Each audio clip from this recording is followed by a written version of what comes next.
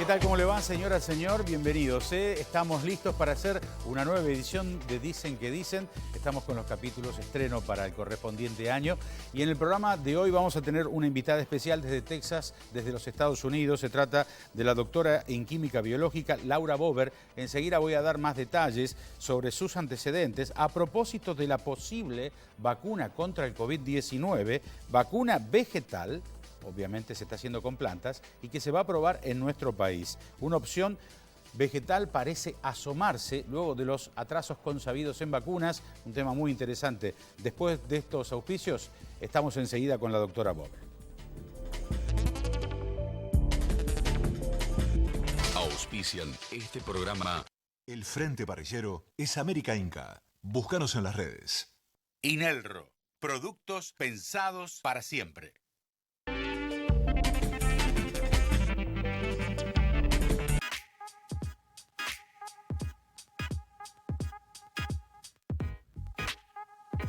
Grupo Petersen, desde 1920, construyendo el país.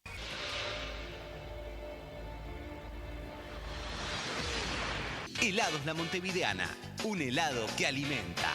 Asegurate en la segunda, donde lo primero sos vos. Confía en el Grupo Asegurador La Segunda. Marmolería Aguinaga, 30 años en el mercado santafesino. Gutenberg 1634. Digital Sport Shopping Online. Artículos deportivos y de moda en digitalsport.com.ar. Encontrá lo que necesitas en Vidrieras en Red, Municipalidad de Rosario. Matievich, 30 años al servicio de supermercados y matarifes de todo el país. En MSR, convertimos sueños en dueños. Ingresá a www.msrconstructora.com.ar. Banco Coinac, Sociedad Anónima, el banco de la región y la gente. Vegetales en las salchichas. Espinaca natural en las salchichas de siempre. Nuevas salchichas Paladini con espinaca. Todos contentos. Patrullamos para protegerte. Porque la seguridad dejó de ser una simple alarma. Blindaje. www.blindajeseguridad.com.ar. Myers Climatización, sistemas de calefacción por agua, calderas y radiadores. Vamos a recibir entonces a la doctora Laura Bober, actualmente es la directora del Laboratorio de Anticuerpos Monocionales del Anderson Cancer Center, el hospital número 1 en el mundo para tratamiento del cáncer. Antes de emigrar a los Estados Unidos en el año 2002, se había desempeñado como miembro de CONICET en el Laboratorio de Cancerología. Actualmente Bober lidera un grupo internacional de 60 científicos e investigadores, entre los cuales se encuentra Gabriel Rabinovich, también investigador de cáncer con ciencia de la Fundación Sales. Bueno, es un gusto, ¿eh? Doctora, ¿cómo le va? Bienvenida al programa, un gustazo.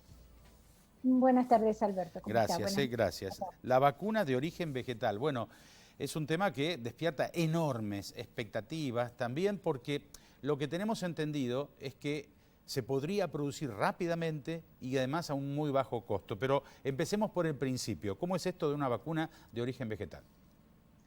Bueno, le cuento. Esto no es nuevo porque producción de, no digamos solamente vacunas, pero proteínas en plantas data del fines de los 80.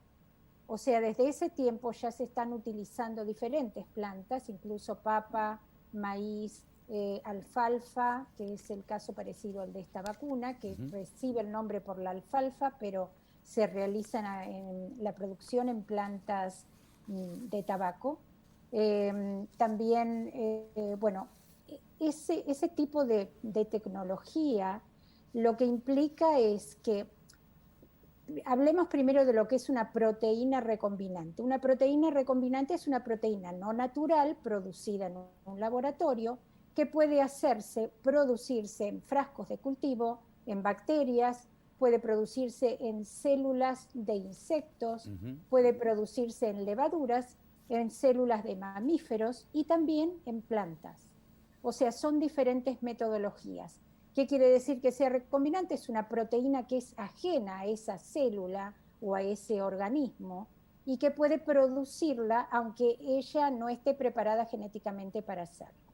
En el caso de las plantas, la gran ventaja que tiene es que se hace la metodología muy parecida a producir en bacterias, a producir en células de mamíferos, pero en este caso lo que se inocula con la proteína que queremos obtener es una planta.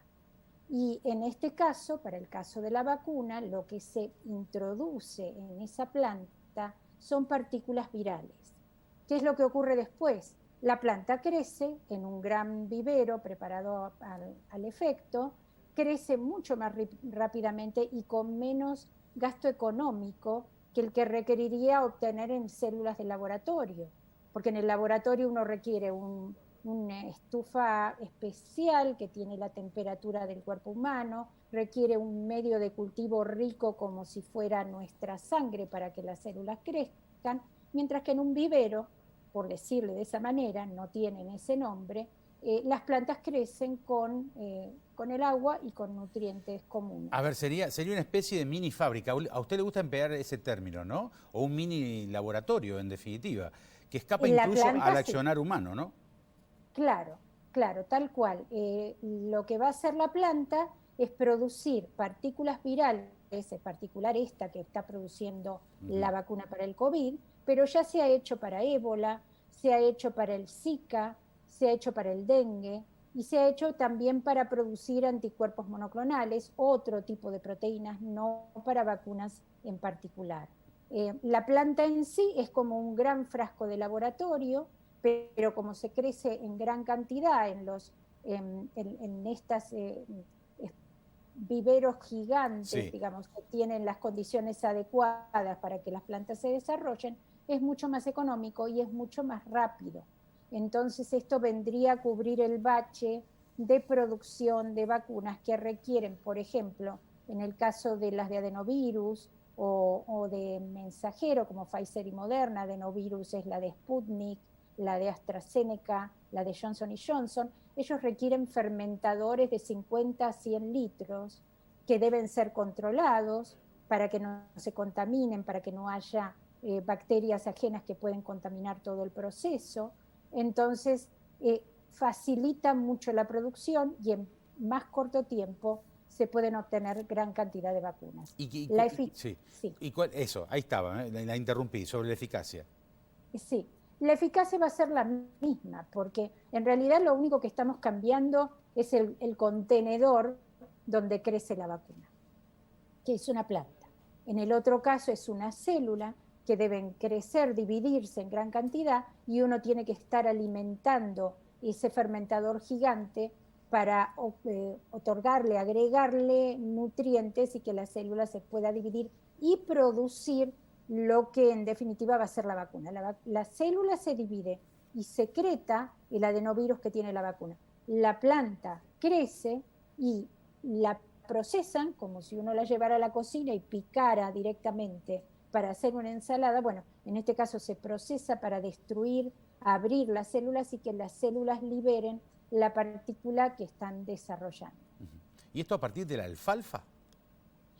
Sí, en realidad el nombre que recibe la vacuna es Medicago o Medicaid, que de alguna de las dos formas se puede pronunciar, de las dos, y es porque es el nombre científico de la alfalfa, pero le pusieron ese nombre original, pero después optaron por producirla en una planta de tabaco. Hay diferentes variedades de tabaco y bueno, esas son las plantas que están utilizando porque se dividen rápidamente, es muy fácil cultivarlas. Pero como le dije antes, también se emplean plantas de maíz, de papa, y se han empleado también de soja para producir distintas proteínas o los antígenos que son parte de una vacuna. Antígeno es una sustancia extraña que va a despertar en nuestro organismo, o en un organismo que tiene el sistema inmune, una respuesta inmunológica. Doctora, ¿y en qué fase está esta experimentación? Ya ha atravesado creo que la fase 1, fase 2, ahora llega la fase 3. Eso mismo, están haciendo la fase 3, están nucleando en distintos países, enrolando a los pacientes, digamos, a los voluntarios que quieran aplicarse esta vacuna. En Argentina estamos en eso, en la fase 3. Aquí está autorizada la aplicación por el AMNAT, ¿correcto? Sí, está autorizada y creo que lo están haciendo en el hospital militar, y de hecho ya conozco gente que se está enrolando en ese protocolo. Como saben, cuando uno se enrola en un protocolo de esta naturaleza, no sabe, porque es doble ciego, si va a recibir vacuna o placebo, Claro. pero los protocolos garantizan que si al terminar, al abrir el ciego, encuentran que la persona no recibió la vacuna, se la dan, o si recibió el placebo, le dan la vacuna. ¿Estamos en presencia de lo que sería la solución entonces, en definitiva, para que todo el mundo tenga vacunas? Yo supongo que es una gotita más, a lo mejor un caudal un poco más importante, porque yo creo que todas las vacunas que están dando van a servir, están sirviendo, y va a pasar un tiempo en el periodo este de vigilancia farmacológica de la vacuna, hasta darnos cuenta cuál de ellas sirve más que las otras, o si todas sirven. Y en el caso de las producidas en planta, puede ser, digamos, que el hecho de que sean mucho más económicas va a ser, y que se produzcan en gran cantidad, va a ser más accesible. Vamos a ver los resultados de la eficacia cuando ya se aplica un número de voluntarios mayor, porque en la fase 2 el número de voluntarios es mucho más chico, hasta 200, 300 personas, mientras que en la fase 3 ya alcanzará, no sé, a lo mejor 10.000, 30.000 personas, como han hecho las otras vacunas. ¿Cuánto duraría la fase 3, que vamos a experimentar ahora aquí en la Argentina? ¿Cuánto tiempo? No sé, creo que hasta septiembre van a seguir evaluando a los voluntarios, y esto va a depender cuánta gente se contagie en el proceso de la vacunación. Cuando se contagia un número relativo de 100 y pico de personas, abren el ciego para ese grupo y ahí se dan cuenta, tienen los primeros datos de eficacia. Pero la fase 3 se va a seguir evaluando. De hecho, las vacunas de Sputnik, de Pfizer, no terminaron su fase 3. O sea, se publicó, se adelantó con datos preliminares, pero siguen evaluando las consecuencias, los resultados a lo largo de 1 o 2 años. Probablemente terminen a fines del año que viene. Usted está hace, ¿cuánto ya? 18 años, 19 años 19, en Estados Unidos. 19 años en Estados Unidos. En Texas. Bueno, fue convocada, aprovechó la oportunidad. ¿Toda su familia está aquí en Argentina? Mis hijas están en Argentina, el resto de mi familia también. No tengo familiares en Estados Unidos. Vinimos con mi marido en el 2019 porque vine contratada por el hospital en Anderson. Y bueno, probamos, y cuando llegó el momento que podía regresar, realmente me retuvieron, y estoy muy contenta porque lo que hemos logrado acá probablemente no hubiera podido hacerlo en Argentina. Bueno, es uno de nuestros problemas, ¿no? El apoyo a la ciencia, por más que los presupuestos se incrementen y haya gobiernos que dicen que pusieron más que otro, la fuga de cerebros, ¿no? Es una constante. Ahí está el verdadero capital, en definitiva, de un país. Primero la educación, como pilar sólido de lo que es la formación de una persona, y después esto, lo universitario, lo científico y el apoyo, ¿no? ¿Sus hijas son profesionales también? ¿Están aquí en el país? Son profesionales, sí. Una de ellas es bioquímica, microbióloga en el Malbrán, en el Instituto Malbrán. Mi otra hija es farmacéutica y trabaja en una empresa farmacéutica importante, internacional, pero ahí en Argentina. ¿Una de sus hijas va a atravesar esta experiencia de la tercera fase con la vacuna vegetal? No, una nieta. Ah, una nieta. La hija de mi hija mayor, o sea, mi nieta mayor, porque tengo 4 nietitos, pero la mayor tiene 21 años y está estudiando medicina, y ella está interesada en probar esta vacuna. Bueno, se anotó, pero están esperando. La abuela haciendo escuela, desde ya. Ahora pregunto, porque tiene 21 años nada más, con relación a la edad, ¿qué franja etaria se piensa para la vacuna vegetal, o no hay franja etaria? Sí, hay franja desde los 18 años. Lo que no estoy segura cuál es el tope, me parece que es 65 como primera etapa, y después tal vez vayan ampliando, pero no estoy segura porque no leí los criterios de enrolamiento de los voluntarios. Esta es la vacuna vegetal. ¿Cómo denominaríamos a las otras? Bueno, vacunas moleculares por vectores adenovirales, no sé cómo decirle, porque también ese nombre vacuna vegetal es un poco ajeno a lo que en realidad es. Se produce en una planta, claro, pero no es vegetal, ¿no? Y el costo, porque, a ver, tenemos costos desde vacunas que salen $8 hasta $30, ¿no? Venimos observando. ¿Cuál podría llegar a ser el costo de esta vacuna vegetal? Yo estimo que mucho menos, porque en trabajos que he estado leyendo, la producción de miligramos de ese, por ejemplo, de los viral light particles, sí, las partículas virales que sí, van a constituir el antígeno de la vacuna, puede llegar a ser miligramos por cada gramo o 10 gramos de repente de proteína total de la planta. O sea que es muy importante. En algunos casos, dependiendo de la planta utilizada, esa producción es un poco menor, pero realmente excede a lo que se puede llegar a obtener en un tanque de fermentación, por ejemplo, para obtener adenovirus, que es el caso de Sputnik, Johnson & Johnson y AstraZeneca, porque siempre existe un riesgo de contaminación en un proceso de esa naturaleza, claro, que puede tirar por tierra lo que se va realizando. En las plantas eso es mucho más difícil.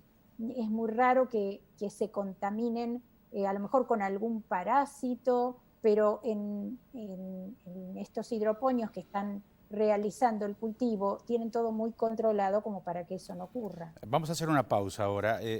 Antes de eso, le quiero preguntar sobre por qué laboratorios como Pfizer, como Bayer, que está también experimentando en el país, y esta vacuna de origen vegetal, o mal llamada así, de origen vegetal, se prueba en Argentina. Es muy común, hay muchos países. Si tienen la amabilidad de contestarnos después de la pausa, ¿puede ser? Sí, cómo no. Ahí está, volvemos con la doctora Bober en un momentito, ya seguimos.